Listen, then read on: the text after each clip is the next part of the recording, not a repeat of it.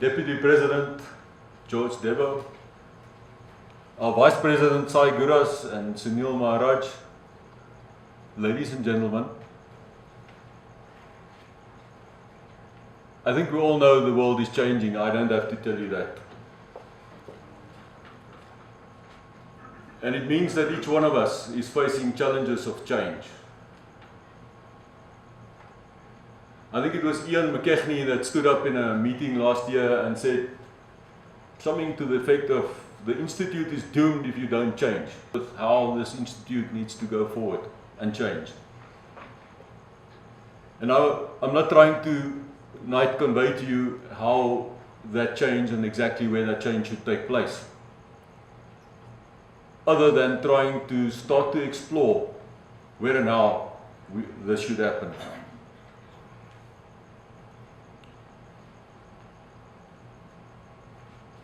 We've got a proud institute with a proud coat of arms, and for those of you that doesn't know what all of these complicated Latin words means, it simply says there is no strength without knowledge. An extremely important element of engineering, and we will be talking about that a little bit more as we go on. There's some of us in the audience tonight that can remember a professor at Pretoria University by the name of Louis van Biljon. Now, I personally did not deal that much with Professor van Biljon. He was the electronic engineer chair at the time that I was there, and I was on the power section side. Professor van Biljon was a very passionate man, and he once said in a newspaper article that was published in the report of those days, that the task of a professor, in terms of, we've just learned about knowledge. Professor van Biljon said, my job as a professor is to start the flame in the heart of this young man or young lady that is to become an engineer. That is what I do, because learning is a lifelong experience.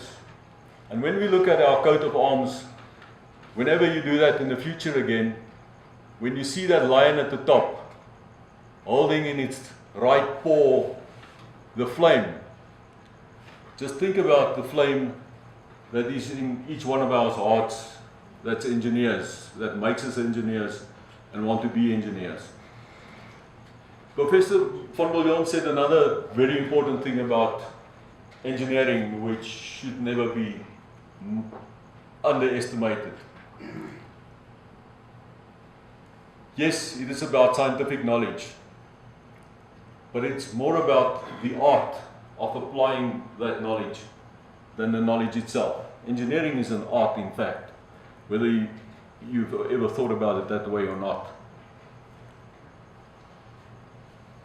It is our task as council, our task as members of the Institute, to make sure that in our fellow compatriot engineers, we get this flame burning and get it burning brighter and brighter as we go into the future. We've already said that this institute, if we do not provide the right changes going forward, is destined to follow what normal organizations follow when they don't change, and that is death. But let me remind you that this institute is 109 years old. It has got an absolute proud history, and it has been brought here by many forefathers of the institute that has ensured that the institute is in the sound state that it is today, and it is in our hands to take it forward. I've got a special word of thanks tonight to one of the stalwarts of the institute. His name was already mentioned a few times, but I believe it is appropriate to just say to Mike Carey tonight, which is stepping down from council. Mike has been an unselfish, voluntary server of the institute for the last number of years, in a way that is exemplary to all of us. Mike, we salute you for the work that you've done. And in a similar way, to all the voluntary contributors of our institute, we salute you.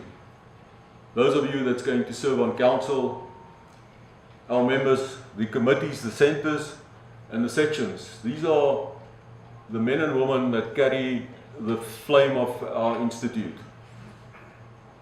Let me also take the opportunity to say thanks to Eskom, which allows me to participate in the activities of the SAIEE. And let me hasten to also just mention that despite the recent history of Eskom, Eskom remains a proud institution. We've got thousands of upstanding employees that carries the interests of South Africa foremost. And these employees will turn around the ship as we go forward.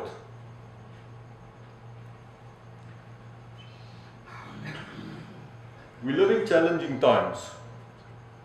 In the South African context, we are at a point in our history, locally, where the spirits of electrical engineering, the energy and the telecommunication sections is probably in a critical state of ailment. It is not going well in those sectors. Even in the embryonic grounds of our profession, the universities, the technical universities, the colleges and the schools are equally challenged and in a state of flux. I don't have to explain that to you in the international context.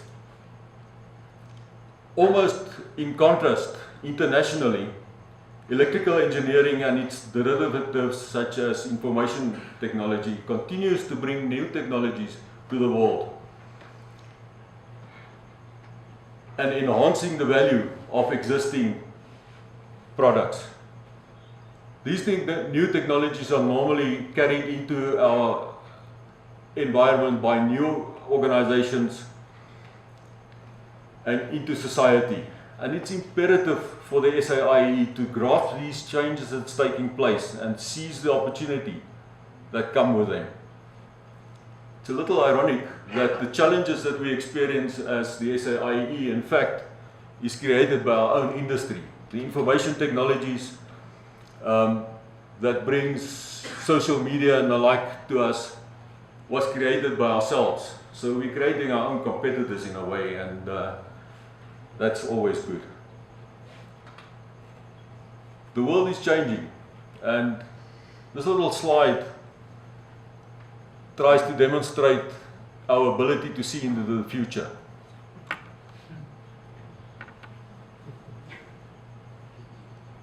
Our journey is 1 year old since Jacob became the president last year.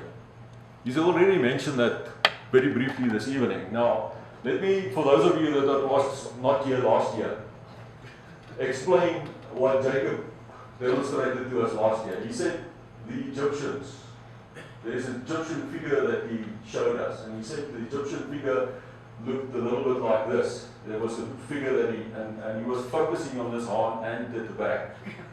And saying, now, 1 year later, this is no longer that relevant, hopefully. And so, as Jacob mentioned,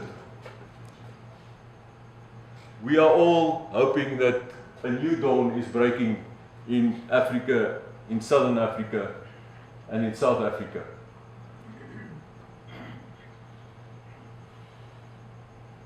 Seeing the changes in Southern Africa, one starts to look at the horizon of the continent that we live on.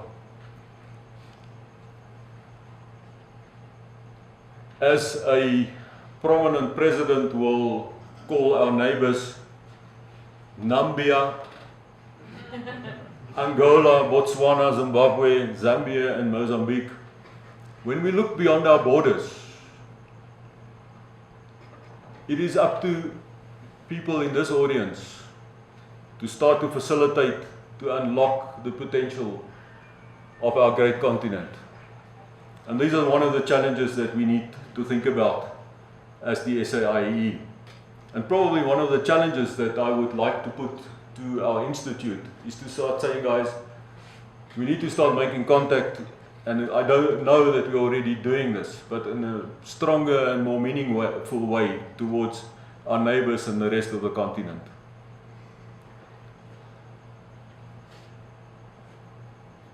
Our president has already started talking about a Southern African Union of currency or nations or whatever. That is a little bit of the background. You cannot live without thinking about history. I've got a very controversial little video that I want to show you. It's in fact 10 years old. It's an American video, and in the US it has kicked up a lot of dust in some of the schools where it was shown more recently. If we were to discuss the contents of this video, we will sit here till tomorrow morning and each one of us will have our own perspective on it. I'm not going to comment much on it other than to say to you that what I would like to derive from looking at it is eventually there's a little detail that I think the director got wrong. And then there's a part that the director didn't cover in the little video. And those are the two elements that I want to expand on. Takes a little while for it to load. You will notice that there's a little timer which shows the 1480s, and it's an American video, so it's slightly different to the South African situation.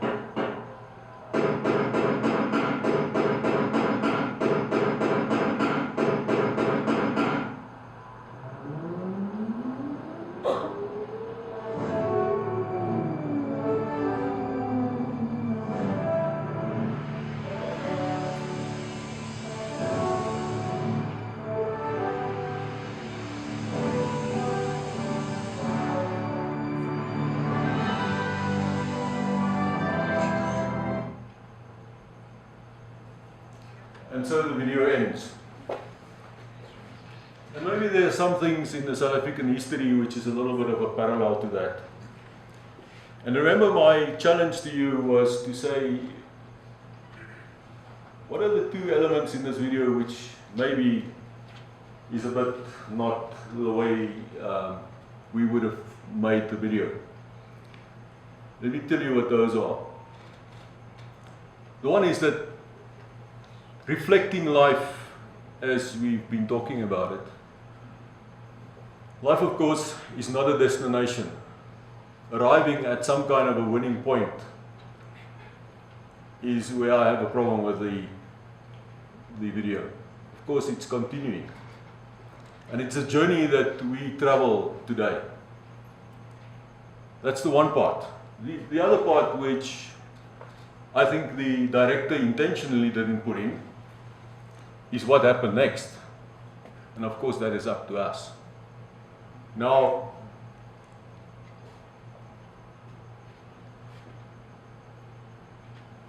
you know, when we live in South Africa, I sometimes feel that this is what it is like in being in South Africa. There's a lot of pirates that's trying to outdo one another. Bit of rough and tumble. And if we look to the future, the question is how are we going to make meaningful sense out of our past?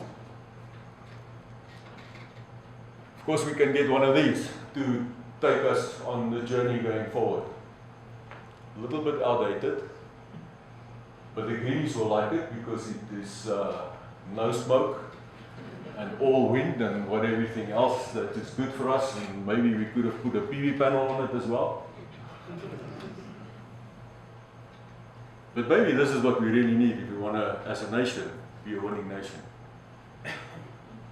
And the metaphors I've been using, of course there's a bit of a pun in it, not in the literal sense of it, but in the visual sense of it. Notice that the bridge of the ship, where the captain is, of course you can't see inside from here, but that's full of electrical stuff, all that electrical engineering stuff. Those little balls on the top, of course, is the radio antennas. It's all our stuff, guys and ladies. And these chimneys is much more electrical, mechanical systems than mechanical electrical systems. So how do we get onto, and what is our role in getting South Africa onto a footing that will take us with great pride and effectiveness into the future? We've already been talking about it, that the SAIEE has to meet new challenges. For those of you that's in council, the statutory environment, new regimes is taking over in some areas and new relationships is forming here. Social media is impacting in the way that traditional networking happened in the past.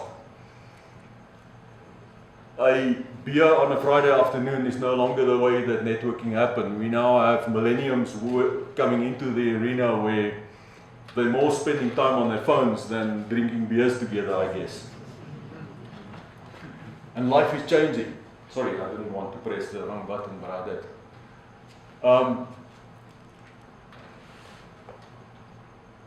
Information and training is no longer a monopoly of an organization like the Institute. Our competitors can easily sit on the other side of the globe. So we don't have a monopoly in this area any longer either. And personal life is no longer what it used to be in the good old days, for many, many reasons. I've just noted here, and this is a little bit of a white South African thing, if we believe our President Jacob Zuma, which said that dogs is a white thing. But in the new millenniums where we are now, our little dogs is probably at the daycare center rather than at the neighbor mother that lives next to you. Now, doing this, there's a dilemma. We've got limited resources. And you have to go about this very cleverly. And there's a number of things that we have to consider in the SAIEE very carefully in 2018 as we go forward. The fact that we've got limited resources, I will be asking when we discuss tasks and various of our activities critically every time. The time and the money that we spend in this space, does it actually derive equivalent value at the end of the day? Does it derive value to our members and our profession? We need to ask this question over and over, and the answer is just 50-50. I think there's a serious number of things that we should reconsider doing. We should cut back on the many things that we do and start doing the few things that we need to do really, really well. Andre Hofman, in our strategy session that was led by Tony Manning, hinted towards what I call gearing. Of course, there's opportunities for gearing when we're talking about our limited resources. We have got activities inside our institute currently, where if we start to combine some of our activities, we can start getting the 1 + 1 = 3 to 4 to 5 times the effectiveness, and we need to apply our minds to find those activities. The opportunities of synergy between the institute and other institutions. May I mention the likes of SAIEE and others. We need to gear our activities so that our members get the benefit and South Africa gets the benefit of working more effectively.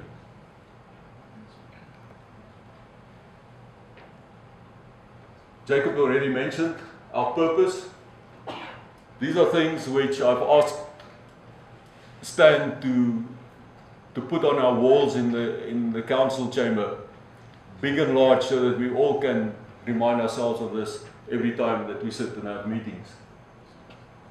Our purpose is to enhance the practice of electrical engineering in South Africa. Imagine that because of the SAIEE, every electrical engineer that is in South Africa is 10% more efficient and effective than what he was before. The value of that is much larger than the SAIEE as it is, and the cost of our operations. We have to enhance the stature of the SAIEE members through knowledge, networking, influence, education and communication, and we will talk a little bit more about those.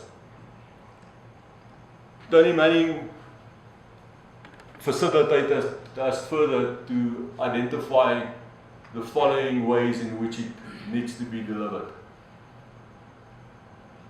It speaks about the value proposition, the value that we provide to our members, and critically asking the question every time, is that what we're actually doing, or do we just have activities for the sake of activities? We can't afford that. Our head office needs to be looked at very carefully, and we're already doing that. Most importantly, the regional centers and the specialist groups, those is where the rubber hits the tar, and those centers is critical to the SAIEE and extending our influence nationally. And then lastly, our stakeholder outreach to raise the profile of the SAIEE is an area where we have to strengthen much more than what we are doing currently. I've already mentioned that we've got limited resources, and we need to, and I will be keeping on saying this every time that we meet, that we need to test what we do against our strategy. I want to change gears again. I want to just move away from the organizational environment towards our members. The photograph that you see here was used by Mengs in 2014 in the What Now cover of August 2014. It was a cover about, What Now that covered mining. And I said to her at the time, for me that was the most striking, the most perfectly matching cover that I've ever seen in the What Now, and in fact in any magazine. and it still remains the best. When we as engineers think about ourselves and other people think of our impacts, for those of you that knows the music of Christenberg, he's got a song that talks about the hands of man. And these are some of the verses in it, and you will see the engineering coming out of what Christenberg calls the hands of man. These are the hands that builds cathedrals. These are the hands that feed the world. These are the dreams that take us forward. These are the dreams that walk the moon. These are the dreams that make us what we are. These are the dreams of man. And the chorus, and we have crossed the oceans, we have followed the stars, we have learned to reason, and we have studied the heart. We can build cathedrals and we can sail the skies. We have energy hostage, turning day into night. We are man and woman.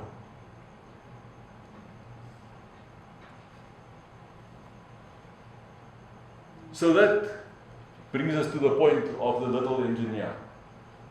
In the 1950s and the 1960s, of course, engineers were born, as we all know.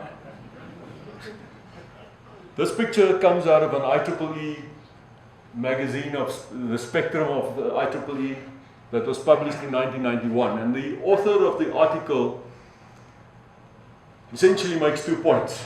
He points out that the grey engineers that sit around here tonight, all of them are in fact born engineers. And I'll elaborate on that a little bit later. And of course my mother kept a little video of these events, which I want to play to you.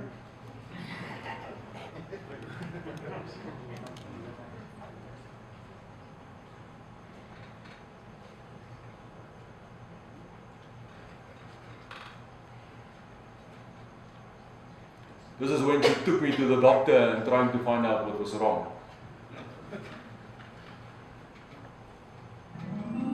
I'm worried about little Gilbert. He's not like other kids. What do you mean? Yesterday, I left him alone for a minute, and he disassembled the TV, our clock, and the stereo. That's perfectly normal. Kids take things apart. Oh. The part that worries me is he used the components to build a ham radio set. Oh dear. Is that bad? Normally I'd want to run an EEG on, but the machine isn't working. It's worse than I feared. What is it? I'm afraid your son has the knack. The knack? The knack. It's a rare condition characterized by an extreme intuition about all things mechanical and electrical, and utter social ineptitude. Can he lead a normal life? No.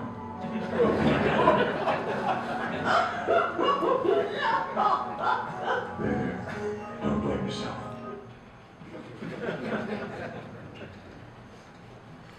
Thanks to my mom, we've got a video to prove it.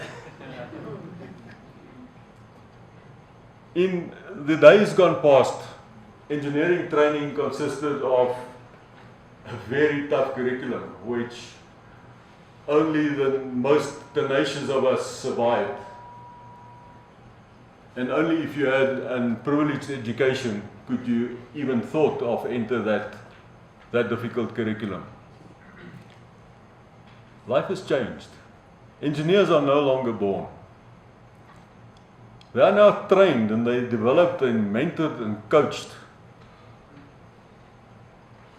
Engineering in 2018 is much more diverse than what it was in the 1950s, in the 1960s and the 1970s. A single simple career is no longer a part of life. Careers develop in many ways, and we have to go along with these men and women that are our current engineers. In fact, women are breaking down the traditional walls of career stereotypes. And I see that on a daily basis inside of Eskom. As an institution, as an institute, we are called to nurture these new young engineers and take them through to their middle life and finally top management life. Here's some SAIE members that we was photographed just last week with the Minister of Science and Technology. They're all probably millenniums and they call themselves young, radical and disruptive engineers. Now I've already reminded them that young, radical and disruptive is no good without the knowledge. So guys, check it.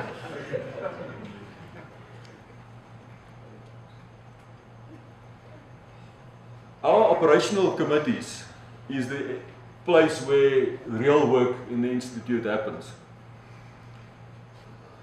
I've already started to talk to the chairman of those committees and we will be changing those committees somewhat. Just to point out to you that some of the changes that we envisage, we used to have an events and marketing committee. I believe that marketing and social media belongs together with publications. This is a heavy portfolio and we would need to thoroughly think about how we're going to handle that. We may even have to split that off in a slightly different way. Professional development is critical and that is where mentoring and CPD belongs. You will see that that is really the focus area that I want to focus on for the 2018 period.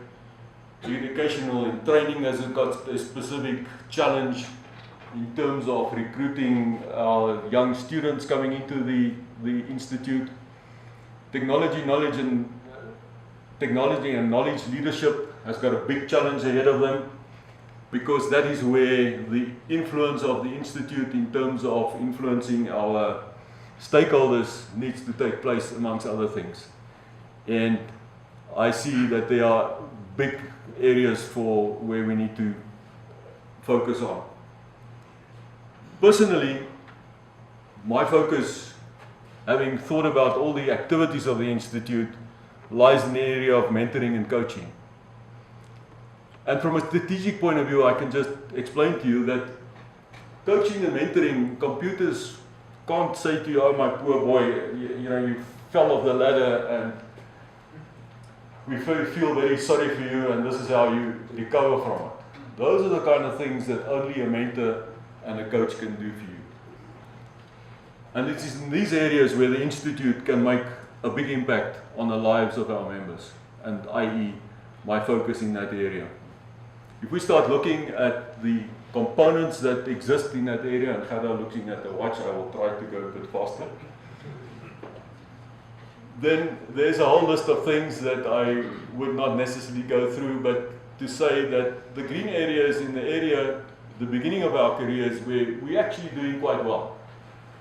And in fact, some of these areas, if we look at the primary education, we have some activities in those areas, but we say, guys, that's beyond the scope of the Institute. Maybe we shouldn't have activities in those areas. Where we should be focusing our scarce rands and time that we have is when they start to become engineers in training, to be registered as professional engineers, to become senior engineers and expert engineers, and then there are elements which gets little attention, and let me just dwell on one in particular. Some of our members quite recently, with all the things that's happened in Eskom and the likes, said, make sure that the CEO is an engineer. Yes, that's true. But we will only make that sure if we've got means of taking our members there. We need to start to prepare our members into the transition into executive management and assist them in getting there.